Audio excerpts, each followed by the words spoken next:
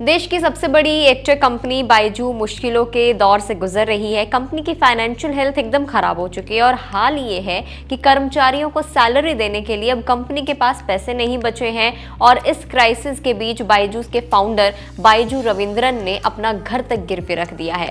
ऐसा एक रिपोर्ट में दावा किया गया है। क्या है पूरी खबर, चले जानते हैं इस वीडियो में। Hi, this is Bhavna India watching good returns. Bloomberg ने अपनी एक रिपोर्ट में कहा है कि बायजूस के एम्प्लॉयज की सैलरी अटकी हुई है और कंपनी में नकदी संकट बढ़ता जा रहा है। स्टाफ को सैलरी मिलने में हो रही देरी के बीच बायजू रविंद्रन ने कर्नाटक के बेंगलुरु में स्थित अपने घर को गिरवी रखकर पैसे जुटाए हैं ताकि कर्मचारियों को सैलरी दी जा सके। बेंगलुरु में बायजू रविंद्रन फैमिली ऑन 2 घर हैं और एप्सिलॉन में उनका अंडर कंस्ट्रक्शन एक विला भी है जिसे उन्होंने $12 मिलियन यानी कि करीब 100 करोड़ रुपए उधार लेने के लिए गिरवी रख दिया है। इससे मिली रकम का इस्तेमाल एडटेक कंपनी ने parent company think and learn private में 15,000 कर्मचारियों को सैलरी देने के लिए किया है। हालांकि इस संबंध में बायजूस के मैनेजमेंट की तरफ से अभी तक कोई भी कॉमेंट सामने नहीं आया है। ये सिर्फ ब्लूमबर्ग की रिपोर्ट में दावा किया गया है। चलिए अब समझते हैं बायजूस का जो क्राइसिस है वो क्या है।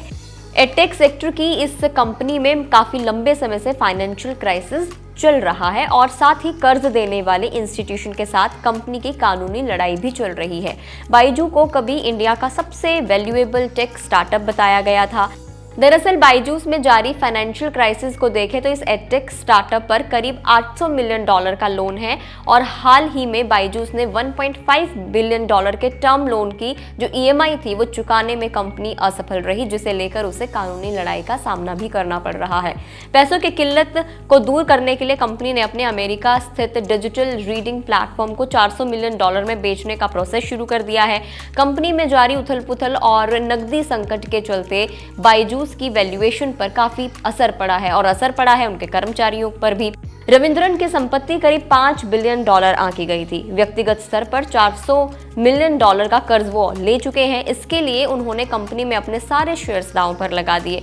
साथ ही डूबती कंपनी को बचाने के लिए उन्होंने करीब $800 मिलियन वापस लगा दिए। इसके चलते अब उनके पास कैश नहीं बचा है। इसके अलावा अगर बात करें तो आर्थिक संकट में फंसे बायजूस पर फेमा की नई मुसीबत भी है। बीते दिनों ईडी की जांच में सामने आया था कि कंपनी को 2011 से 2023 के ड्यूरेशन में करीब 28,000 करोड़ रुपए का फॉरेन डायरेक्ट इन्वेस्टमेंट इनके एफडीआई रिसीव हुआ है। वहीं कंपनी ने इसी ड्यूरेशन के दौरान विदेशी प्रत्यक्ष निवेश के नाम पर विदेशों में करीब 9,754 करोड़ रुपए वापस भेजे हैं। इसे लेकर कंपनी के कई कैंपस की तलाशी हुई, जब्ती अभियान भी चलाया गया था। इतना ही नहीं, ईडी ने कंपनी के खिलाफ मिल रही शिकायतों के आधार पर बायजूस के खिलाफ जांच शुरू की थी। अपनी जांच में निदेशालय ने पाया था कि कथित तौर पर FY 2020 से लेकर FY 2021 से कंपनी ने अपना फाइनेंशियल डेटा तैयार नहीं किया और अकाउंट्स का ऑडिट नहीं कराया, जो कि मैंडेटरी होता है। ईडी के मुताबिक कंपनी द्वारा उपलब्ध कराए गए आंकड़ों की वास्तविकता को बैंकों से भी जांच की जा रही है। जांच के दौरान कंपनी फाउंडर बायजू रविंद्रन को कई समन भी जारी किए गए थे। इसके अलावा बायजूस अपनी तरक्की के दिनों में भारतीय cricket team, Indian cricket team की स्पॉन्सर भी बन गई थी। हालांकि बाद में उसने टीम इंडिया की जर्सी से अपना नाम हटा लिया।